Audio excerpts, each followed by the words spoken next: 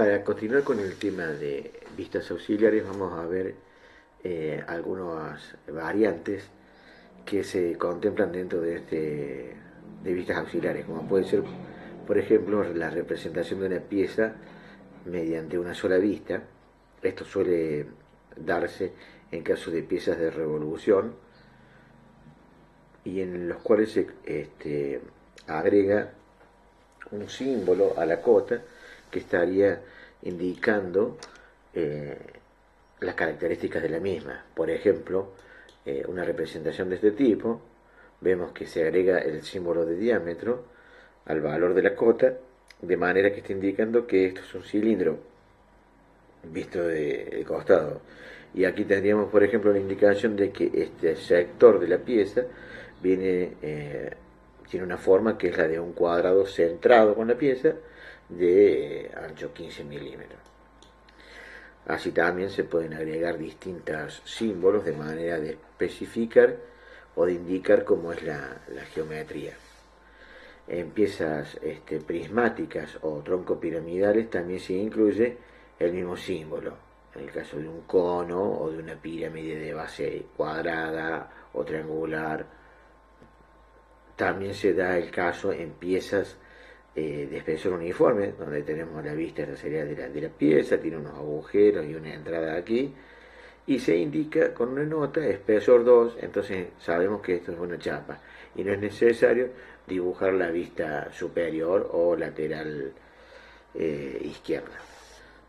También tenemos el caso de piezas simétricas, donde esta vista, por ejemplo, se ve reducida a la media pieza, se le agregan estos dos guiones ahí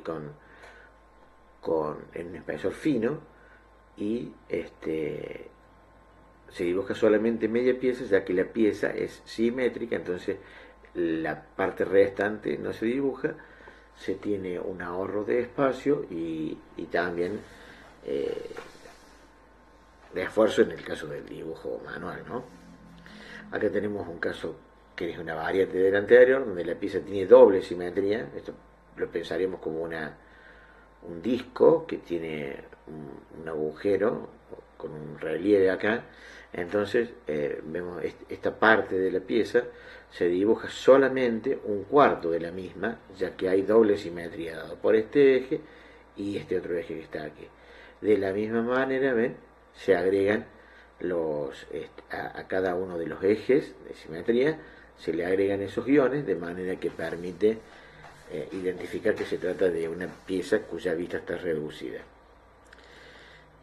Así también tenemos el caso de una simetría, que sería, por ejemplo, de la pieza esta anterior, donde solamente ya no se ponen los dos guiones en el eje, sino lo que se hace es continuar un poquito estos arcos que van definiendo la forma de la pieza, de manera de indicar de que falta el resto de dibujar en este otro, en el lado derecho.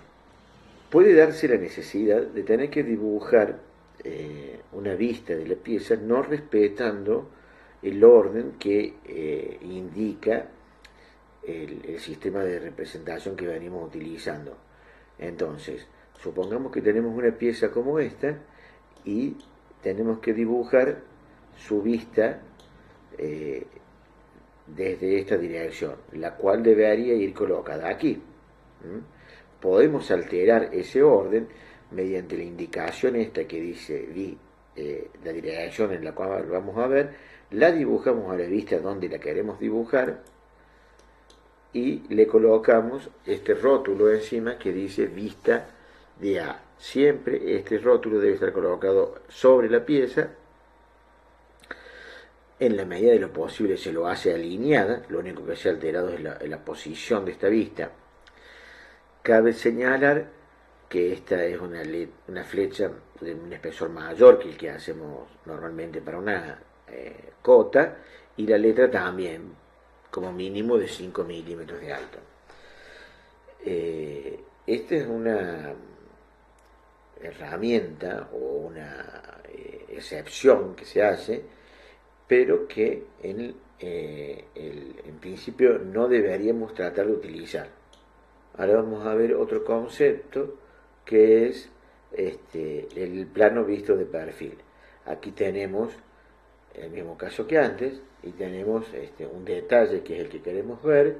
Entonces, de nuevo, lo que hemos hecho es generar una vista, se llama vista desde A, porque viene desde aquí, y como verán, también hay que indicar encima que la particularidad que tiene esta vista, ya que no es lo que correspondería de acuerdo al sistema ortogonal de representación. Otro concepto interesante es el de la vista de detalle, donde hay alguna zona en particular de la pieza que necesita ser mostrada o definida con mayor precisión, ya que puede ocurrir que no lo estemos viendo bien en las vistas que hemos dibujado, o porque necesite ser ampliada para una mejor representación de esa zona y para poder colocar correctamente las cotas. Entonces lo que se hace es una vista del detalle. La ubicación del detalle se indica con una letra mayúscula y una flecha, como podemos ver ahí. Tenemos esta pieza que tiene ese sobresaliente allí y lo hemos dibujado como detalle A, porque como pueden ver por la posición que tiene inclinada no lo estamos viendo en verdadera magnitud. Entonces, en vez de dibujar toda la pieza, lo que hacemos es dibujar solamente una parte de la pieza. Como pueden ver acá, hemos puesto, habría que haber indicado más claramente detalle A, no solo A, y lo estamos viendo en esta dirección. Entonces allí vemos en verdad la magnitud como es, podríamos acotar el ancho, podemos acotar el radio que tiene aquí, y la zona se delimita mediante esta línea quebrada realizada a mano alzada. También esa zona podría haber sido, como les expliqué, ampliada. Acá tenemos el caso de una garganta de un eje, donde hemos colocado la zona, las hemos indicado de esta manera, que es una forma que yo prefiero esta, y la hemos realizado aquí debajo, pueden ver, donde dice M y la escala es 3,1.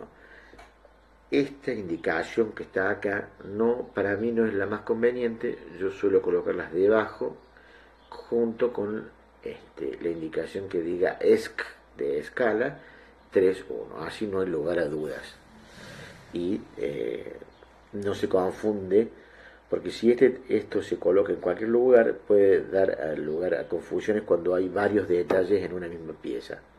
Entonces, para trabajar ordenadamente yo lo coloco siempre debajo. También aparece lo que se denomina vistas locales.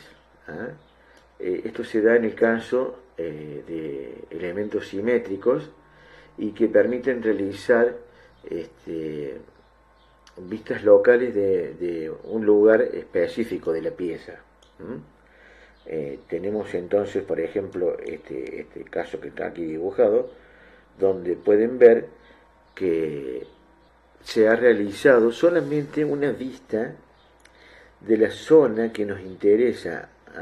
Aquí tenemos este otro cilindro que está conectado con este de aquí abajo, y como para no hacer toda la vista completa ni cortar, lo que se suele hacer es hacer la vista local, que se denomina, y se la dibuja directamente para que se entienda que esto es una circunferencia y que, por ejemplo, en este caso, esto es un cuadrado, para la segunda forma. También se suele realizar la vista auxiliar o la vista en una dirección, y se la suele mostrar o dibujar de una manera que sea más útil a la interpretación de la geometría de la pieza. Entonces lo que se hace es una vista que se denomina girada o desplazada. Como pueden ver acá tenemos una pieza con esta configuración, y lo que tenemos es que Aquí pueden ver que este nervio que está dibujado aquí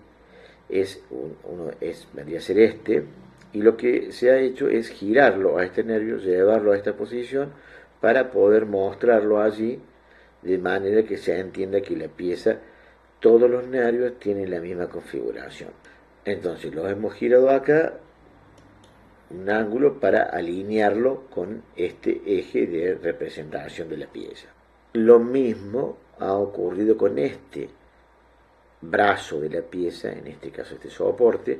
Lo que hemos hecho es rotar este eje a los efectos de representarlo aquí, de manera que lo podamos ver en verdadera magnitud. Son soluciones que se dan para una representación, digamos, que sea más explícita de cómo es la geometría de la pieza. Y directamente se dibujan y no se indican, porque se entiende que al estar esta vista y al estar esta vista en este caso, está claro como que ha sido rotado parte de la pieza. Otra posibilidad dentro de las vistas auxiliares es las vistas desarrolladas. Como podemos ver en caso de piezas que han sido dobladas, curvadas, o estampadas o plegadas, necesitamos representar de alguna manera cómo es el contorno o el desarrollo primitivo previo que tiene la pieza antes de ser curvada. Entonces lo que se hace es representar la forma de la pieza, y después en la vista en planta lo que se hace es dibujar la pieza como si estuviese desplegada, como era antes de que se le haga esta curvatura. Allí podemos ver cómo es esta forma, y se podría acotar y dar las dimensiones de lo que sería la geometría previa al doblado. Y ya para ir terminando, vemos este caso que se denominan interrupciones, que es cuando son piezas largas y uniformes. Se puede realizar la interrupción de la pieza para utilizar de manera más apropiada el papel o el gráfico de manera electrónica. Entonces lo que se hace es, en este caso, que son cilindros, se los interrumpe mediante este tipo de representación que estaría indicándonos que esto es una superficie de un cilindro. Aquí podemos ver, este sería un cilindro macizo y este sería un cilindro hueco.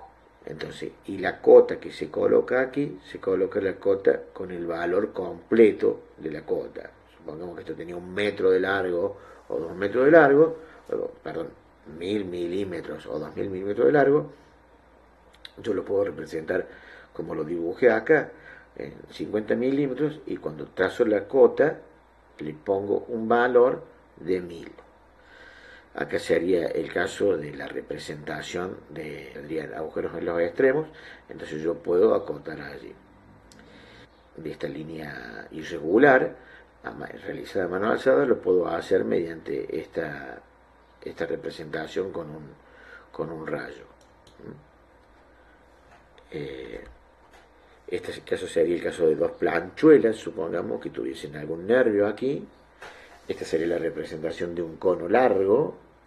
Para terminar, entonces, vamos a volver sobre lo que le hemos explicado, de que es muy importante la distribución de las vistas, de manera de que se puedan colocar las cotas. Aquí veríamos una representación típica con todas las vistas, de manera de que se puedan dibujar también el rótulo de la lámina y por ejemplo estaríamos respetando ciertas condiciones como es el espaciado en la dirección X y el espaciado en la dirección Y.